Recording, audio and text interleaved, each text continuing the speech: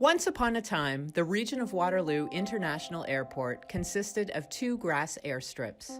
Today, it consistently ranks as one of the 20 busiest airports in Canada. YKF is unique in many ways, and this behind-the-scenes exploration of its daily operation reveals a thriving aviation community that is passionate about safety and growth. Still enchanted by the magic of air travel, the dedicated staff are planning today to better serve Waterloo Region tomorrow.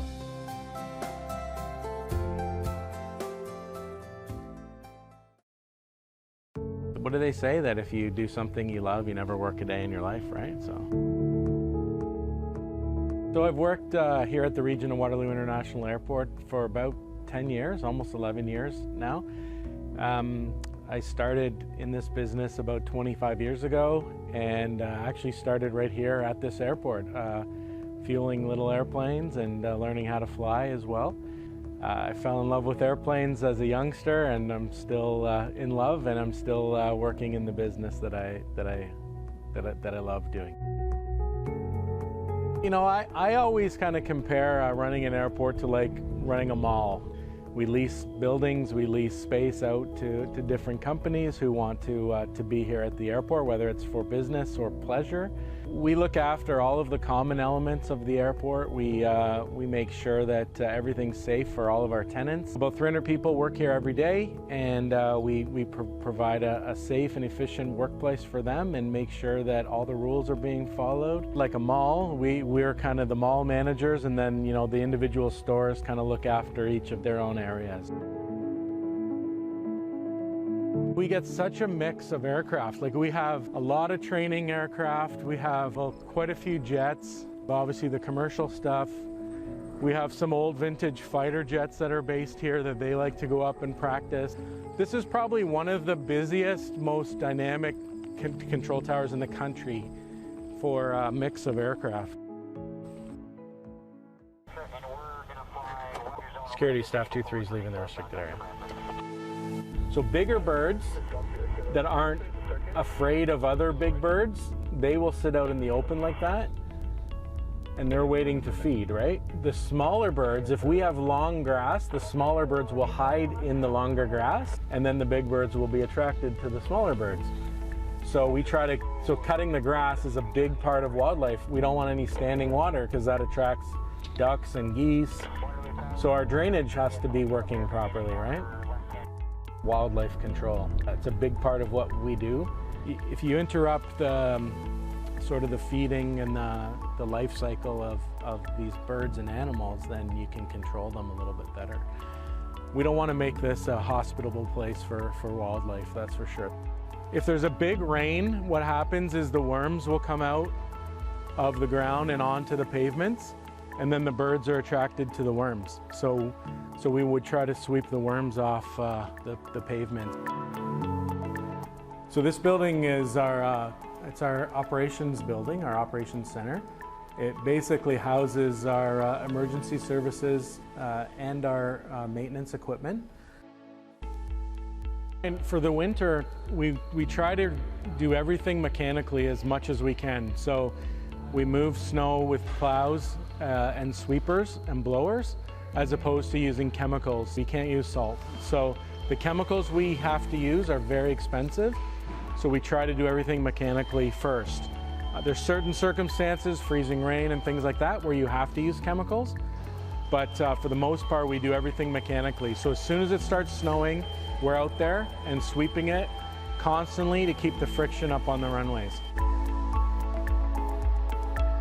So we've had to maintain an emergency response program the same as Pearson does. This is a large investment made by the region of Waterloo in the safety of this airport.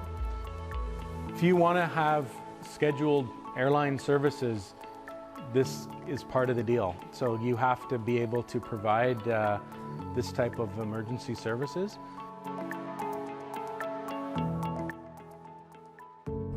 So this is actually the second location in Waterloo Region for an airport. The first airport was up on Lexington Road in Waterloo. It's now a baseball diamond.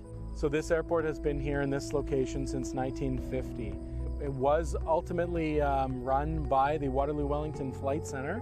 Then it moved to a 50-50 kind of consortium with Waterloo County and Wellington County, or the city of Guelph. I believe in the late 90s, the region of Waterloo took sole ownership of the airport from that commission. It's definitely an exciting industry. Airports are always here. Airlines kind of come and go, and the tails change color.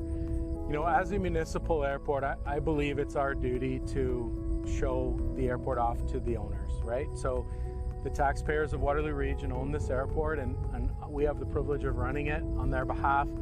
Anytime anybody wants to see the airport, I'm happy to make sure that happens. It's their airport. We're proud of it. They should be proud of it. It's gone through a few expansions. A couple master plans have been implemented over the years. The small runway today is the same length as it was in 1950, so it hasn't moved an inch, and we are going to extend that runway here in the next few years, according to our master plan. In 2017, Regional Council approved a very ambitious 20-year plan for this airport. It talks about expanding runways, it talks about building a new terminal building, and all of the associated infrastructure that's required. It was a $375 million expansion based on if and when passenger numbers go to a certain level. So we won't build anything until passengers hit a certain number or trigger. We're going to expand both runways. So we'll end up with a 7,000-foot crosswind and an 8,700-foot main runway. A new terminal building, or an expanded terminal building in its existing location. New taxiways, new development areas. Roads will have to be built or moved. New approaches and new lighting.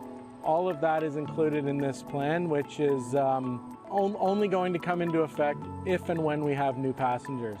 So the taxpayer won't be on the hook for anything more. It's all based on additional revenues and assistance from federal or provincial levels of government as well.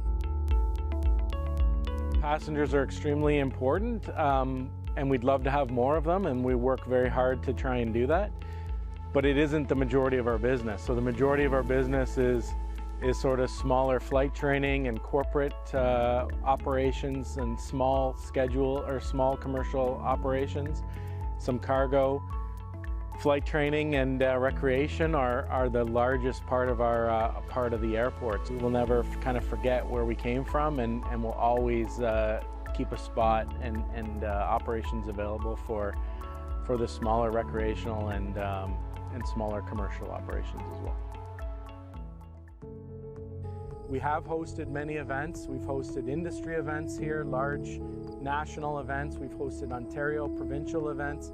We've hosted Doors Open in the past. We've hosted Aviation Fun Day, and we get thousands and thousands of people come out and enjoy. We've had air shows, and nothing makes me happier than seeing a little kid smile or being in awe of an aircraft. And you know, maybe one day, you know, I'll be working for that kid. So, and you know, that's really a big reward in this industry is passing down this spark to other generations and seeing them succeed and seeing them be interested in aviation and hoping to keep this thing going. We need people to fly planes, to fix planes, to be air traffic controllers. We need them, or we're not going to be able to maintain the growth trajectory that we're on. So it's our duty to help the residents of Waterloo Region find that spark like someone helped me.